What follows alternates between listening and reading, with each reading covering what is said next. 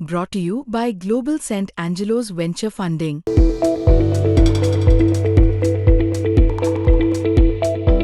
ते असं म्हणतात की अनावधान राहिलं. त्यांना जे स्क्रिप्ट दिलं होतं त्याच्यामध्ये अनावधान राहिलं होतं का, की त्यांच्या वाचण्यातून स्किप झालं ह्याचं त्यांनी असा खुलासा केला पाहिजे. तुम्ही मंत्री आहात, संत्री आहात, मुख्यमंत्री आहात, कोणात हा वेगळा विषय. ऑनर हा ऑनर असतो. तुम्ही अधिकारी म्हणून बसलात, मंत्री म्हणून बसलात, तर त्या ऑनरचं जतन हे तुम्हाला करणं महत्त्वाचं आहे. आणि ती जर तुम्हाला करता येत नसेल तर you have no right to be there. ज्या मंत्र्याला ही साधा प्रोटोकॉल पाळता येत नाही त्याला मंत्री कशासाठी पाहिजे? तो आम्हाला नकोच आहे. तर का ज्या संघटनेचे असणारे महाजन हे प्रतिनिधी आहेत,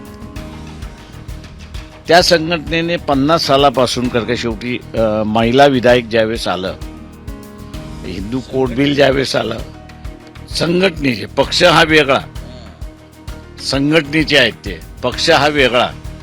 ज्या संघटनेचे जे प्रतिनिधी आहेत त्या संघटनेने ज्यावेळेस हिंदू कोड बिल दाखल करण्यात आलं त्यावेळेस त्या हिंदू कोड बिलाला विरोध केला. आणि प्रजासत्ताक दिनी महाराष्ट्राने 2 व्हिडिओ पाहिले. प्रसंग एक तो म्हणजे नाशिकमध्ये फ्लॅग होस्टिंग, झेंडावंदन झाल्यानंतर फॉरेस्ट ऑफिसर होती महिला, ती बाहेर आली आणि म्हणाली की बाबासाहेबांचं नाव पालकमंत्र्यांनी घेतलं नाही. आक्रोश केला आणि त्यावरून आणखीच्या सहकारी महिला होत्या ज्या तिला बाजूला घ्यायचा प्रयत्न करत होत्या. त्यानंतर दुसरा प्रसंग होता, तीच महिला फोनवर बोलतीये, नाव होतं प्रकाश आंबेडकरांचं. माझ्यासोबत आता स्वागत मुंबई तकमध्ये. तुमचं काय बोलणं झालं नक्की काल? त्यांनी जे सभेमध्ये महाजनांना उद्देशून जो उल्लेख केला की 26 जानेवारीला बाबासाहेबांचा त्यांनी उल्लेख केला नाही, त्याचंच त्यांनी असं मला रिपोर्टिंग केलं. तेही आमचे असणारे चेतन गांगुर्डे म्हणून जिल्हाध्यक्ष आहेत, त्या जिल्हाध्यक्षांच्या टेलिफोनवरनं त्यांनी असणारं मला ते रिपोर्टिंग केलं. मला असं वाटतं की 2 प्रसंग मला तुम्हाला सांगायचं आणि त्यानंतर आपण त्याचा उहापोह तुम्ही कराल. त्याचा प्रसंग एक आहे की त्यांनी नावं घेतली त्याच्यामध्ये आणि त्यांच्याकडून एक नाव विसरलं घ्यायचं, बाबासाहेबांचा. दुसरा प्रसंग असा आहे की ते मीडियासमोर येतात आणि ते सांगतात की अनावधानाने झालं, जर वाईट वाटलं असेल तर मी दिलगिरी व्यक्त करतो. आता मला प्रश्न असा पडलाय की समजा एखाद्या व्यक्तीकडून हे अनावधानाने झालं आणि त्याबद्दल ती व्यक्ती दिलगिरी व्यक्त करत असेल तर अशावेळी अॅट्रॉसिटी सारखा गंभीर गुन्हा दाखल व्हावा का, त्याबद्दलची मागणीवरती अडून राहावं का, आणि कायद्याचे अभ्यासक म्हणून मला याचं उत्तर हवं आहे. एक लक्षात घ्या की ज्यावेळेस सरकारी कार्यक्रम असतो त्यावेळेस सरकारी कार्यक्रमामध्ये मंत्र्यांनी काय बोलायचं असतं हे शासनाने लिहून दिलेलं असतं. तो काही त्याच्या मनाने बोलत नाहीत. त्याच्यामुळे असणारं महाजन यांनी असणारं खुलासा केला पाहिजे की ते असं म्हणतात की अनावधान राहिलं. त्यांना जे स्क्रिप्ट दिलं होतं त्याच्यामध्ये अनावधान राहिलं होतं का, की त्यांच्या वाचण्यातून स्किप झालं ह्याचं त्यांनी असणारा खुलासा केला पाहिजे. त्याच्यामुळे असणारं ते जोपर्यंत खुलासा करत नाही तोपर्यंत शासकीय वर्जन असंच जाणार. का त्याही नाशिकमधल्या ऑफिसर कॅटेगरीच्या असणाऱ्या महिला आहेत. त्याच्यामुळे नेमकं मंत्री महोदय काय बोलणार याची कल्पना त्या सगळ्यांना असते असं त्या ठिकाणी मी मानतो. मी काल असंच म्हणजे सोशल मीडियाच्या लोकांच्या कमेंट्स काय त्या बघत होतो, तर त्यात एक काउंटर प्रतिक्रिया या सगळ्यामध्ये अशी दिसत होती की अधिकारी आहेत तर त्यांनी प्रोटोकॉल फॉलो करायला पाहिजे होता, अधिकारी आहेत तर त्यांनी त्यामध्ये लेखी जे काय असेल ते द्यायला पाहिजे होतं, अशा पद्धतीची गोष्ट त्यांनी करायला नव्हती पाहिजे. तर काय तुमचं यावर काय मत आहे, कारण तुम्ही अॅनलाइज करताय सगळं? नाही, एक लक्षात घ्या की हा जो भारतामधल्या लोकांचा राजेशाहीचा जो भाग आहे ना तो अजून डोक्यातून गेलाच नाहीये. ते मंत्र्याला राजा समजतात आणि स्वतःला असणारं ज्याला आपण नोकर म्हणतात अशी भारतीयांची कल्पना आहे ती मुळात उलटी असली पाहिजे की मतदार आणि जनता ही राजा आहे आणि मंत्री हा त्यांचा सेवक आहे. त्याच्यामुळे सेवकाकडून चूक झाली तर त्याला दुरुस्त करायला सांगणं हे कोणाचाही अधिकार आहे. त्या ह्याच्यामध्ये तिथे हा जो लोकांचा पुन्हा सरकारी अधिकारी आहे त्याच्यामुळे असणारी आहे तो सरकारी अधिकारी आहे ह्याच्याबद्दल दुमत नाही, पण तो त्याला दिलेल्या ड्युटीच्या संदर्भातला आहे. इतर ठिकाणी तो स्वतंत्र आहे आणि त्याला स्वतःची मतं आहेत. त्याच्यामुळे त्या महिलेने स्वतःची मतं व्यक्त केली याच्यामध्ये गैर आहे असं मी त्या ठिकाणी मानत नाही. कारण का ज्या संघटनेचे असणारे महाजन हे प्रतिनिधी आहेत त्या संघटनेने 50 सालापासून कारण का शेवटी महिला विधायक ज्यावेळेस आलं, हिंदू कोड बिल ज्यावेळेस आलं, संघटनेचे पक्ष हा वेगळा, संघटनेचे आहेत ते पक्ष हा वेगळा. ज्या संघटनेचे जे प्रतिनिधी आहेत त्या संघटनेने ज्यावेळेस हिंदू कोड बिल दाखल करण्यात आलं त्यावेळेस त्या हिंदू कोड बिलाला विरोध केला आणि हिंदू कोड बिलाने महिलेला असणारा अधिकार दिला होता आणि ते हिंदू कोड बिल असणारं डॉक्टर बाबासाहेब आंबेडकर यांनी ड्राफ्ट करून पार्लमेंटमध्ये सादर केलं होतं. त्याच्यामुळे महिला ह्या ज्या आहेत ह्या आपल्याला अधिकार हे डॉक्टर बाबासाहेब आंबेडकरांमुळेच मिळाले. मनुस्मृतीने आपल्याला असणारं एक वस्तू म्हणून ठेवली होती, त्यातून काढून माणुसकीच्या ह्याच्यामध्ये डॉक्टर बाबासाहेब आंबेडकरांनी आणले आणि म्हणून बऱ्याच ठिकाणी मला ही सेन्सिटिव्हिटी दिसते. तुम्ही ट्विट केलं काल, मी जस्ट ते काढलं रेफरन्ससाठी, की या सगळ्या प्रकरणात तुम्ही आता गुन्हा दाखल करणार आहात आणि नाही जर झाला किंवा काय तर आणखी म्हणजे तुमचे वेगळे कोणते मार्ग या सगळ्यामध्ये असतील. ते माझं म्हणणं असं आहे की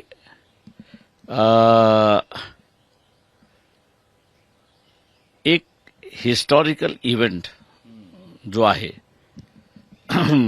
26 जानेवारीला, या 26 जानेवारीच्या दिवशी आपण असणाऱ्या ज्या काही गोष्टी करतोय ज्या इतिहासामध्ये नोंद केल्या जातात आणि लोकांचं ओपिनियन सुद्धा केलं जातं. तुम्ही मंत्री आहात, संत्री आहात, मुख्यमंत्री आहात, कोण आहात हा वेगळा इश्यू आहे. ऑनर हा ऑनर असतो. तुम्ही अधिकारी म्हणून बसलात, मंत्री म्हणून बसलात तर त्या ऑनरचं जतन हे तुम्हाला करणं महत्वाचं आहे आणि ते जर तुम्हाला करता येत नसेल तर you have no right to be there. आणि म्हणून आम्ही देवेंद्र फडणवीसना म्हटलं होतं की ज्या मंत्र्याला ही साधा प्रोटोकॉल पाळता येत नाही त्याला मंत्री कशासाठी पाहिजे, तो आम्हाला नकोच आहे. आणि तुम्हाला काढायचं नसेल तर काढण्याचे मार्ग आम्हाला माहिती आहेत ना काय काय आहेत ते सगळे करू ना आम्ही. त्याच्यामुळे असणारं आंडू पांडू तुम्ही असणारे जे मंत्री करताय हे थांबवा आता पहिल्यांदा. तुमचं त्यानंतर काय फडणवीसांशी बोलणार? माझं नाही काही, मी कशाला फोन बोल, त्यांनी निर्णय घ्यायचा आहे. It is ball is in his court now. आता गुन्हा दाखल झालाय की अजून नाही? म्हणजे गुन्हा दाखल होईल न होईल, तुम्ही मला विचारलं अॅट्रॉसिटी होते का तर मी म्हणतो नाही होत, नाही होत. कारण का अॅट्रॉसिटीचा कायदा हा जातीशी संबंधित आहे, जातीचा उल्लेख करण्याच्या संदर्भातला आहे. तो असणारा त्या ठिकाणी तुम्ही असणारं वागणुकीच्या संदर्भातला आहे. त्याच्यामुळे असणारं अॅट्रॉसिटीचा गुन्हा होत नाही. पण IPC खाली गुन्हा होतो का तर निश्चितपणे होतो. याचं कारण की तुम्हाला दिलेली जबाबदारी तुम्ही पार पाडलेली नाही. त्याच्यामुळे IPC खाली गुन्हा आहे का इंडियन पेनल कोड खाली तर निश्चितपणे आहे तो. त्यात तो दाखल करण्यात यावा. पण म्हणजे काल मी त्या महिलेची मागणी बघितली की अॅट्रॉसिटी अंतर्गत गुन्हा दाखल झाला पाहिजे. मला पण हाच प्रश्न पडला होता की या प्रकरणामध्ये एक्झॅक्टली कशी काय अॅट्रॉसिटी होऊ शेवटी शकते असं कारण तुम्ही कायद्याचे अभ्यासक आहात. शेवटी मी म्हणालो ना त्याच्यामध्ये की सामान्य माणसाला त्यांना 2-3 कायदेच माहिती असतात. That you can expect him to be perfect त्या ह्याच्यामध्ये. पण जे कायद्याच्या चौकटीमध्ये काम करतात त्यांनी असं त्याच्याबद्दल गाईड केलं. म्हणून मी म्हटलं की अॅट्रॉसिटीचा कायदा होत नाही, पण IPC खाली गुन्हा होतो का? ते निश्चितपणे होतो. तो दाखल झाला पाहिजे. आणखी काय सगळ्यामध्ये मी तरी पत्रकारिता सुरू केल्यापासून असा इन्सिडेन्स काही घडलेला अजून बघितलेला नाही की अशा पद्धतीने काहीतरी झालं आणि मग सरकारमधलं कोणतरी, स्पेशली ज्याला आपण सोप्या भाषेत बाबू लॉबी वगैरे लोक त्यांना म्हणतात, चांगलं झालं की एखाद्या महिलेने हे सांगितलं, मंत्र्यांना दाखवून दिलं. मुद्दा असा आहे की ज्यावेळी आंबेडकरांचा विषय निघतो त्यावेळी सगळी मंडळी एकत्र येताना दिसतात. त्यामध्ये कुठली जातीचा कम्युनिटीचा स्पेसिफिक विषय राहत नाही, सगळ्यांनाच आंबेडकर हवेत कारण. पण मग ज्यावेळी राजकारणाचा विषय येतो त्यावेळी मात्र मग हे सगळे फ्रॅक्शन्स कसे काय होऊन जातात आंबेडकरवाद्यांमध्ये. ते मला वाटतं दॅट्स अ डिफरंट इश्यू. ते दोन्ही तुम्ही जोडण्यात काही अर्थ नाही आणि फ्रॅक्शन आता राहिलेलं नाहीये. त्याच्यामुळे असं एकेकाळी फ्रॅक्शन होतं त्याला असं पुन्हा धोपाटणे धोपटत राहायचं. त्याच्यामुळे असं मी आता म्हणतो, मी तर चॅलेंज देतो, फ्रॅक्शन कोणाचं आहे दाखवा. कोण आहे? रामदास आहेत, BJP बरोबर गेलेत. He has chosen his park. त्याच्यामुळे असं दुसरं कोण आहे? दुसरं वंचितच आहे, तिसरं कोणीच नाही आहे. बंधू तुमचे शिंदेसोबत हा, पण ते शिंदेबरोबर गेले आणि नंतर पुन्हा घरी बसले. त्याच्यामुळे असं आता जसं मला एक सांगा की हाच न्याय तुम्ही विश्व हिंदू परिषदेला लावता का? हाच न्याय तुम्ही बजरंग दलाला लावता का? हाच न्याय तुम्ही असं इतरांना लावता का? तर नाही. आज बजरंग दलाचे 10 बजरंग दल आहेत, विश्व हिंदू परिषदेचे 10 विश्व हिंदू परिषद आहेत. पण तिथे तुम्ही हा गट हा शब्द वापरत नाही. जे बायस्ड म्हणतो ना आपण, सोसायटी इज बायस्ड, ही त्याची सायन्स आहेत of biasness. This is very unfortunate to say, but nowadays even being own bias could be your own could be a bias ना. ते प्रश्न असा आहे की तुम्ही मग एका फुटपट्टी तुमची एक असली की त्याच्यातला बायसनेस नसतो. तुमची फुटपट्टी वेगळी झाली की त्याच्यातला बायसनेस येतो. त्याच्यामुळे असं तुम्ही 2 फुटपट्ट्या वापरणार असाल तर you are a biased person. एक शेवटाकडे चाललो म्हणून मला खरंच अकोल्याचं गणित तुमच्याकडून समजून घ्यायचंय बरं. कारण काय झालंय, असं दिसतंय की तुमची मंडळी आली, मग परत पवारांची एंट्री झाली, मग परत दिसतंय की तुम्हाला बाहेर ठेवण्याचा प्रयत्न होतोय. काय अकोल्यात शिस्त आहे काय हो? एक लक्षात घ्या की शरद पवारांच्या नावाने एक स्टेटमेंट आला की BJPला पाठिंबा द्या.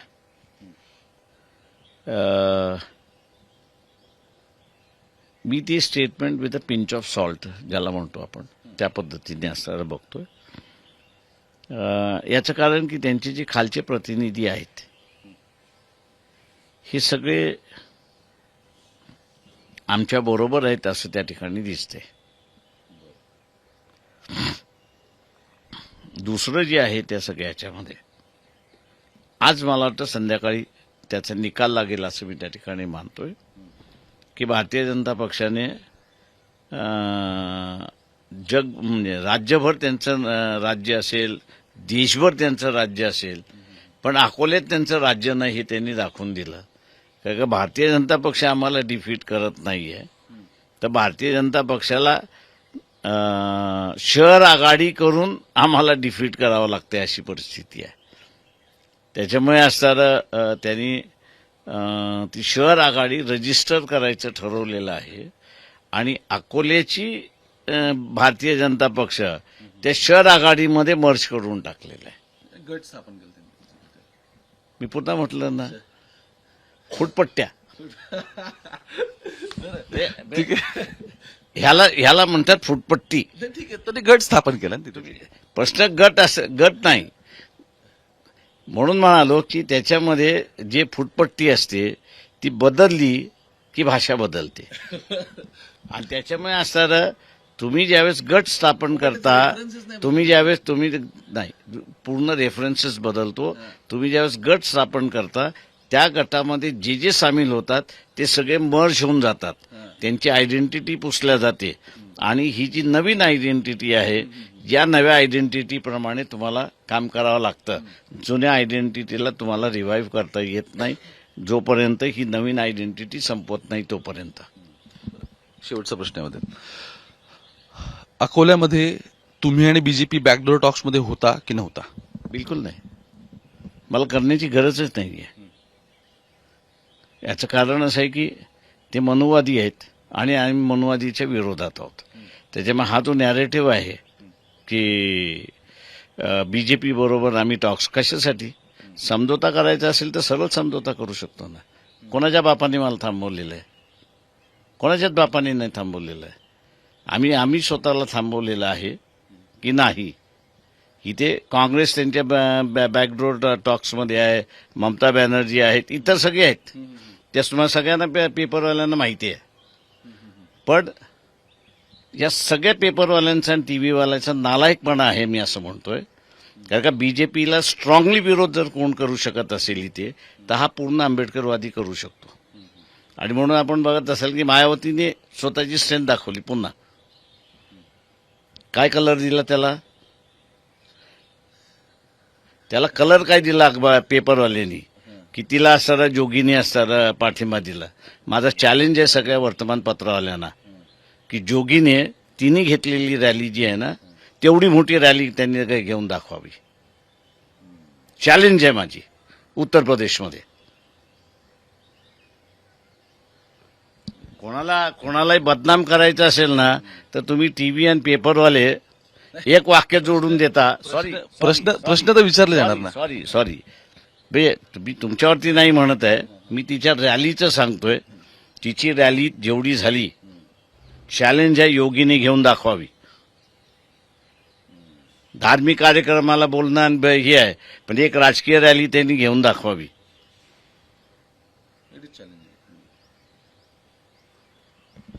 खूप खूप धन्यवाद. मी मुद्दामून एंड त्यांचा आत्ता जी काही सगळी महाराष्ट्रातली राजकीय परिस्थिती याच्यावरती केला, कारण शेवटी आपण आज जे काही सगळं बोलतोय त्याच्या प्रतिक्रिया ज्या आहेत त्या सामाजिक राजकीय अशा दोन्ही आहेत. पण मला आवडलं काय की प्रजासत्ता आहे ना, ती म्हणजे प्रजेची सत्ता असणं काय की जे कोणी मंडळी आपण रिप्रेझेंटेटिव्ह म्हणून बसवले आहेत त्यांना आपण प्रश्न विचारू शकतो आणि आपल्याला जे काही अभिप्रेत आहे त्या गोष्टी त्यांच्याकडून करून घेऊ शकतो. कालचं हे उत्तम या सगळ्यातलं उदाहरण की ज्या अधिकारी त्यांना नाही पटलं, त्यांनी क्लिअर बाहेरून सांगितलं की बाबासाहेबांचं नाव नाही घेतलं आणि ते म्हणून प्रजासत्ताक दिनी तुम्ही घेत नाहीत. ह्या फार इंटरेस्टिंग आहे महाराष्ट्रातल्या गोष्टी. आणि स्पेशली त्यावेळी जेव्हा एक मोठा सत्तेचा चक्रव्यूह सगळ्यांच्या भोवती आहे आणि त्यावेळी असे आवाज उठतायत आणि त्यांना स्पेस मिळते, ते सगळ्यात महत्वाचं आहे. आणि लोकशाही आहे, म्हणजे मला असं वाटतं की दिस इज हे लोकशाहीचं खूप उत्तम उदाहरण आहे या सगळ्यामधलं. तुम्ही मुंबईत बघत राहा, आणखी काही महत्वाच्या गोष्टी तुमच्यापर्यंत पोहोचवायच्यात. आणि धन्यवाद खूप खूप बाळासाहेबांची सुद्धा. कॅमेरा पर्सन गोपाळसोबत मी ओमकार, थेट पुण्यावरून.